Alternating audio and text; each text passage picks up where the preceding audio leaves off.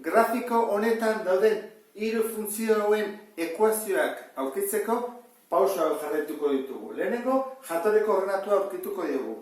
Gero malda, eta horrekin ekuazioa osaturik izango dugu. Hasiko gara adibidez, funtzioarekin. A funtzioa. Jatorriko ordenatuak zer esan nahi du? I-ardatza nondik ebakitzen duen. Nondik pasatzen da? Bat, bigarren puntutik, hau da bi. Horrek esan nahi du, n bidela, bitik pasatzen delako. Eta malda, ikusten dezun bezala, ez du maldarik, konstantea da. Horren, zero da malda. Zer egin behar dugu orduan, jarri i berdin, eberen ordez, zero, isa, gehiene, gehi bi. Zero isa da zero, gehi bi da bi. Beraz, ekuazioa da, i berdin bi. Hemen jarriko dut, kenduko dut a, eta jarriko dut i berdin bi. Hora, ekuazioa. Bigarren ekuazioa, b. Nondik pasatzen da? Jatorretik. Horrek esan nahi du, n zero dela, falta zaigu malda. Maldarentzat aurkitu behar dugu gure dugun puntu bat. Adibidez hau, hemen jarri dudana. Zergatik dut hori, zehatza da. Isa bidenean, i ordenatua da minus bat. Horra, puntua hori da, bi minus bat. Zer egingo dugu? Egingo duguna da ordezkatu hemen. Aurkitzeko malda.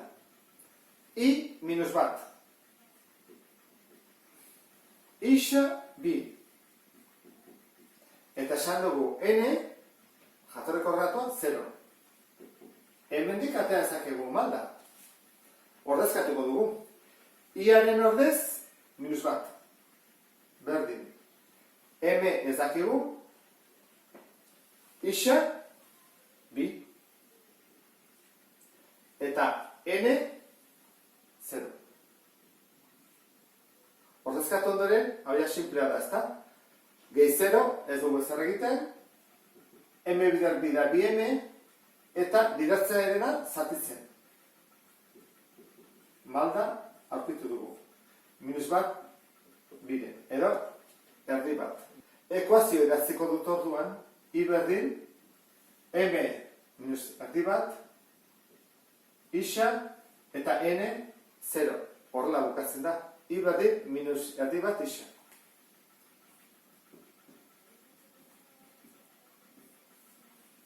Jarri daiteke nahi bada, baita ere horrela, I berdin, minus isa, zati bi. Biak, unargarriak dira. Hau, egokiak bada, behar bada.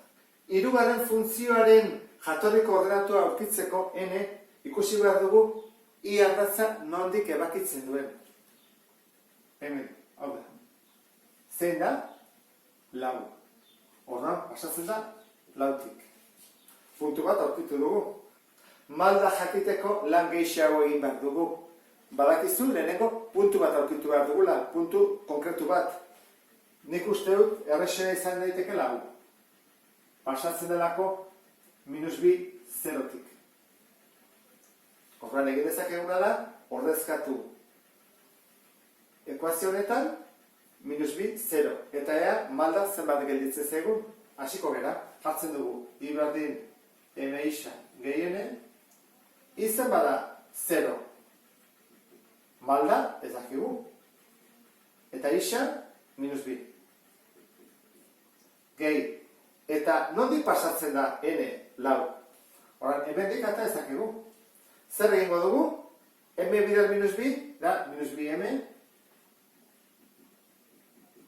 Eta pasatzen dut, batutzen. Eta bidertzearena zatitzen. Bi. Horra, malda bakiko dela, bi. Horren, bai, badugu malda eta badugu jatorriko ordenatua. Ekuazioa definitu dezakegu. I berdin, m, esan dugu dela bi, isa, gehi lau. Horra hori da jarriko duana, kedotau, i berdin, bi isa, gehi lau. Kursi duzu bezala, malda gorakorra da, malda berakorra da, eta hau konstantea da. Eta honekin amaitzen dut. Beste bat arte, agur.